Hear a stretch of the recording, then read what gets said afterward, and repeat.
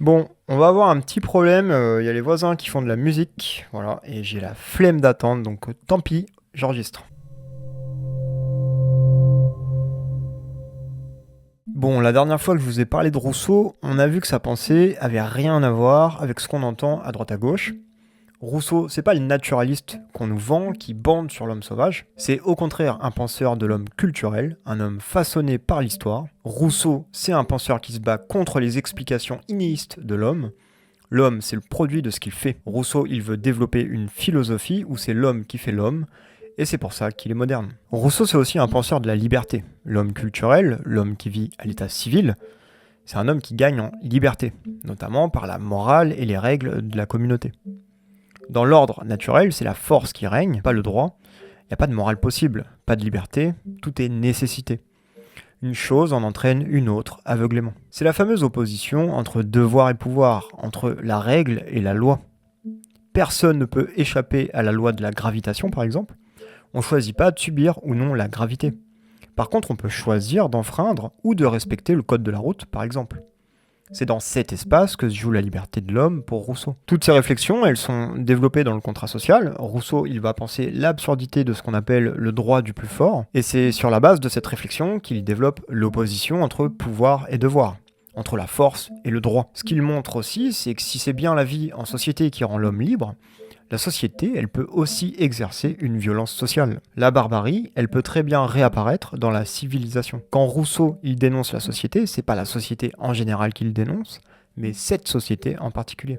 Celle de son époque. Celle qui rompt justement avec le contrat social, pour exercer la tyrannie et la domination. Alors le contrat social, c'est une réflexion qui s'inscrit historiquement dans ce qu'on appelle le contractualisme. C'est une vision de la société qui dit que l'organisation sociale, elle est fondée sur un contrat tacite entre les individus. Les penseurs de ce mouvement, ils essaient de penser la rupture entre l'homme à l'état de nature et l'homme à l'état civil. Bon, et cette vision, est-ce qu'elle pose pas quelques soucis? Pourquoi je dis ça? Parce que ça implique qu'on fasse taire la lutte de classe à travers ce fameux contrat social. Sauf que la société, en tout cas la société moderne, elle est justement le fruit de cette conflictualité de classe. Elle n'est pas le produit d'un contrat. Est-ce que la vision de la société de Rousseau, c'est pas le maximum de conscience progressiste que peut formuler la classe dominante à ce moment précis de l'histoire? Une vision où on souhaite voir émerger une société où les gens sont égaux face au droit et souverains politiquement à travers ce fameux contrat, mais sans jamais poser la question de la souveraineté économique. On note d'ailleurs que la propriété, c'est un élément central chez les penseurs du contractualisme, même chez Rousseau. Est-ce que la souveraineté politique sans souveraineté économique, c'est pas un peu de la pisse? Le contractualisme, c'est en fait l'expression historique de l'ascension de la bourgeoisie. L'ordre social est un droit sacré, qui sert de base à tous les autres. Cependant, ce droit ne vient point de la nature. Il est donc fondé sur des conventions.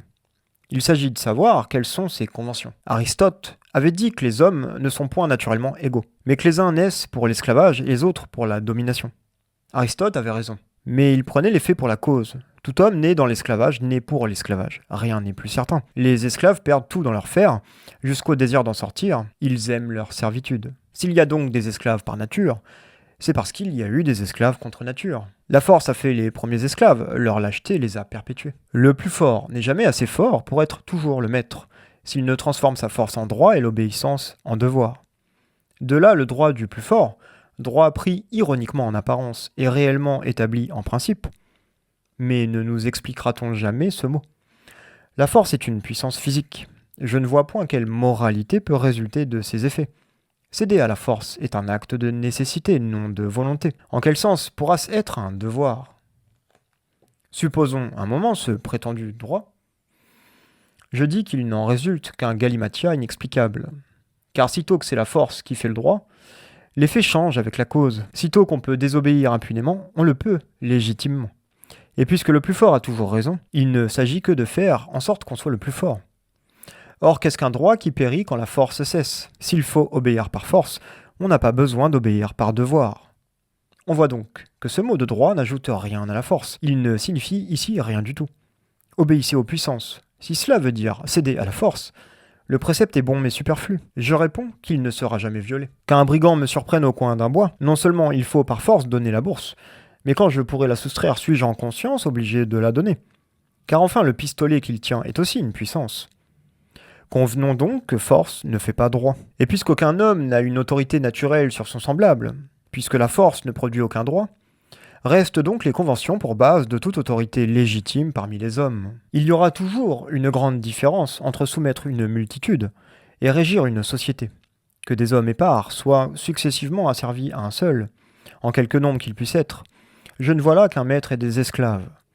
Je n'y vois point un peuple et son chef. C'est, si l'on veut, une agrégation, mais non pas une association. Cet homme, utile à servir la moitié du monde, n'est toujours qu'un particulier. Son intérêt, séparé de celui des autres, n'est toujours qu'un intérêt privé. Avant donc d'examiner l'acte par lequel un peuple élit un roi, il serait bon d'examiner l'acte par lequel un peuple est un peuple. Car cet acte étant nécessairement antérieur à l'autre est le vrai fondement de la société. Je suppose les hommes parvenus à ce point, où les obstacles qui nuisent à leur conservation dans l'état de nature l'emportent par leur résistance sur les forces que chaque individu peut employer pour se maintenir dans cet état. Alors cet état primitif ne peut plus subsister, et le genre humain périrait s'il ne changeait sa manière d'être. Or, comme les hommes ne peuvent engendrer de nouvelles forces, mais seulement unir et diriger celles qui existent, ils n'ont plus d'autre moyen pour se conserver que de former par agrégation une somme de forces qui puisse l'emporter sur la résistance. Trouver une forme d'association qui défende et protège de toute la force commune la personne et les biens de chaque associé, et par laquelle chacun s'unissant à tous n'obéisse pourtant qu'à lui-même, et reste aussi libre qu'auparavant. Tel est le problème fondamental dont le contrat social donne la solution. Les clauses de ce contrat, bien qu'elles n'aient peut-être jamais été formellement énoncées, elles sont partout les mêmes, partout tacitement admises et reconnues, jusqu'à ce que, le pacte social étant violé, chacun rentre alors dans ses premiers droits et reprenne sa liberté naturelle, en perdant la liberté conventionnelle pour laquelle il y renonça. Ces clauses, bien entendu, se réduisent toutes à une seule, savoir l'aliénation totale de chaque associé avec tous ses droits à toute la communauté. Car premièrement, chacun se donnant tout entier, la condition est égale pour tous. Et la condition étant égale pour tous, nul n'a intérêt de la rendre onéreuse aux autres. Si donc on écarte du pacte social, ce qui n'est pas de son essence, on trouvera qu'il se réduit au terme suivant. Chacun de nous met en commun sa personne et toute sa puissance sous la suprême direction de la volonté générale. À l'instant, au lieu de la personne particulière de chaque contractant, cet acte d'association produit un corps moral et collectif, lequel reçoit de ce même acte son unité, son moins commun. Cette personne publique, qui se forme ainsi par l'union de toutes les autres, prenait autrefois le nom de cité, et prend maintenant celui de république ou de corps politique. À l'égard des associés, ils prennent collectivement le nom de peuple, et s'appellent en particulier citoyens, comme participant à l'autorité souveraine, et sujets, comme soumis aux lois de l'État. Afin donc que le pacte social ne soit pas un vain formulaire, il renferme tacitement cet engagement qui seul peut donner de la force aux autres, que quiconque refusera d'obéir à la volonté générale, y sera contraint par tout le corps.